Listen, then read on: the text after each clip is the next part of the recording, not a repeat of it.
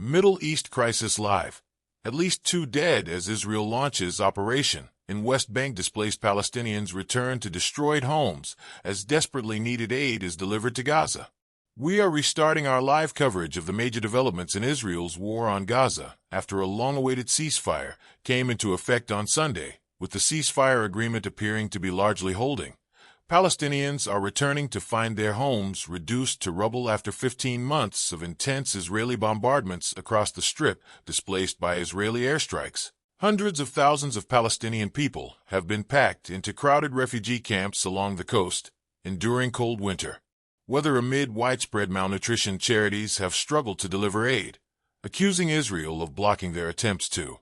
It means there are major shortages of food, blankets, warm clothing, and firewood, but international aid organizations have expressed cautious hope that the truce deal will allow them to rapidly scale up humanitarian support and reach those most in need. A Palestinian woman carries an aid box provided by UNRWA in Khan Yunis, in the southern Gaza Strip.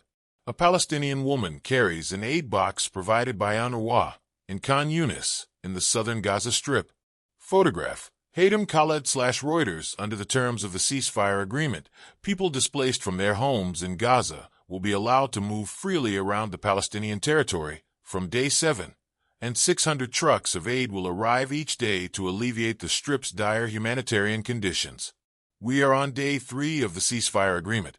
The next hostage swap is expected to take place on Saturday.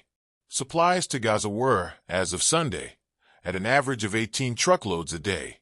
Aid agencies say 500 a day is needed at a minimum. Yesterday, the number of aid trucks carrying essential items alongside water and medication into Gaza was around 915, according to reports. At least 1,545 aid lorries have crossed into Gaza since the ceasefire deal between Hamas and Israel took place over the weekend, according to the UN. A 60-day World Health Organization plan includes repairing Gaza's hospitals, none of which are fully functional anymore, setting up temporary clinics in the most devastated areas, likely in the northern part of the territory, tackling malnutrition, and stemming disease outbreaks. We will give you the latest developments on the relief efforts and other news coming out of Gaza throughout the day. Hamas calls for escalation of fighting against Israel in response to military raid on Jenin.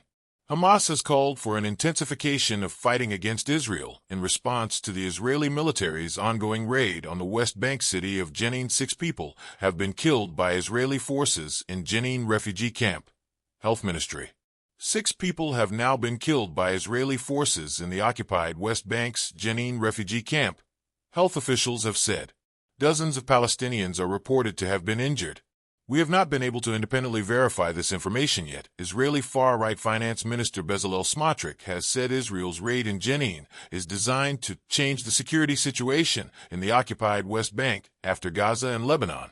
Today, with God's help, we have begun changing the security perception in Judea and Samaria, the occupied West Bank, and in the campaign to eradicate terrorism in the region. This is part of the war goals that were added to the cabinet's demand for religious Zionism on Friday.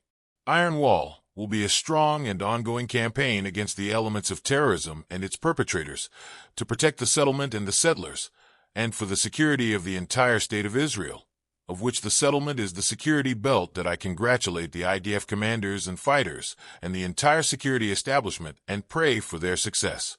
Let our enemies speak for them, and crown them with a crown of salvation and a diadem of victory. Benjamin Netanyahu has been governing as part of a fragile coalition propped up by far-right ministers such as Smotrich.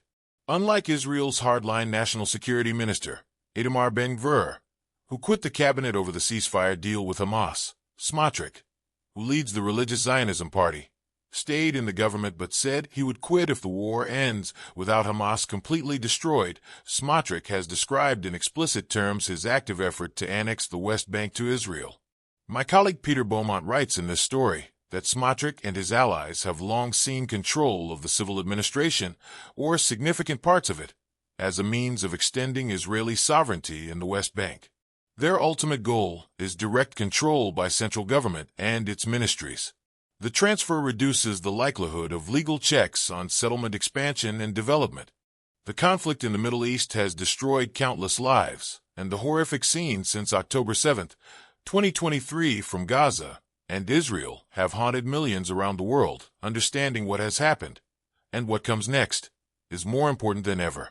With correspondents on the ground in the Middle East and reporters providing live updates around the clock, The Guardian is well placed to provide comprehensive, fact-check reporting to help all of us make sense of events which have reshaped global politics. We appreciate that not everyone can afford to pay for news right now. That's why we choose to keep our journalism open for everyone. If this is you, please continue to read for free. But if you can we count on your support at this perilous time? Help power The Guardian's journalism by supporting us on a monthly basis and enable us to keep our quality reporting open for everyone. Netanyahu says objective of Jenin operation is to eradicate terrorism. Israeli Prime Minister Benjamin Netanyahu has claimed that the military operation in Jenin aims to eradicate terrorism in the area. Israeli security forces launched today a large and significant military operation to eradicate terrorism in Jenin, Iron Wall. He said in a statement, Israeli forces have arrested at least 20 Palestinians in the occupied West Bank, including a journalist from Hebron, since yesterday evening. The Commission of Detainees and Ex-Detainees Affairs and the Palestinian Prisoners Society said in a joint statement, the arrests were reported to have taken place across the areas of Hebron, Qalqilia, Ramallah, and Nablus, and were, according to Palestinian news agency Wafa, accompanied by acts of vandalism and destruction of property. It is estimated that over 12,100 Palestinians have been arrested in the occupied West Bank and East Jerusalem since last October. Human rights groups and international organizations have alleged widespread abuse of inmates detained by Israel in raids in the West Bank. They have described alleged abusive and humiliating treatment, including holding blindfolded and handcuffed detainees in cramped cages, as well as beatings, intimidation, and harassment. 2 people killed by Israeli forces after military launches operation in Jenin refugee camp. Health officials now say 2 Palestinian people have been killed and at least 25 others injured in the Israeli military operation in the Jenin refugee camp. We will give you more details as we get them. Forces of the Palestinian Authority (PA), which exercises limited self-rule in the Israeli-occupied West Bank, moved into Jenin in early December and have since clashed with fighters from Hamas and Islamic Jihad. Here is an extract from a report by my colleagues Bethan McKernan and Sufyan Taha about the chaotic governance of Jenin. It was filed in the first week of January. The new Palestinian Authority raid on the refugee camp adjacent to the occupied West Bank city of Jenin is the largest operation the Western-backed governing body has undertaken in the 30 years since it was formed. Israel hopes it can delegate stamping out militant activity to the Ramallah-based authority, and the PA is seeking to prove it will be able to handle governing the Gaza Strip when the war there ends. Instead, growing anger at the lengthy, destructive raid, and what is considered by much of the Palestinian public as increasing PA complicity in the occupation could fuel further unrest. A new generation of fighters has now come of age in Jenin, as well as Nablus and the Nur Shams camp in Tulkarm. They have no memory of the Oslo peace agreements of the 1990s. Any hope their parents had that the diplomatic process would lead to the creation of an independent Palestinian state faded long ago. Most of these young men are part of small, ad hoc militias only loosely affiliated with the traditional Palestinian factions, such as Fatah and its rival Hamas. During visits to Jenin, the militants have repeatedly told The Guardian that they readily switch allegiance to whichever group can provide the funding and weapons they say are needed to combat Israeli incursions.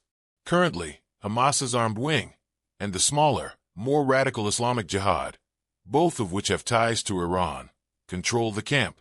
The PA, which is dominated by the secular Fatah, has dubbed the armed youth of the camp outlaws, launching the campaign against them on December 5th.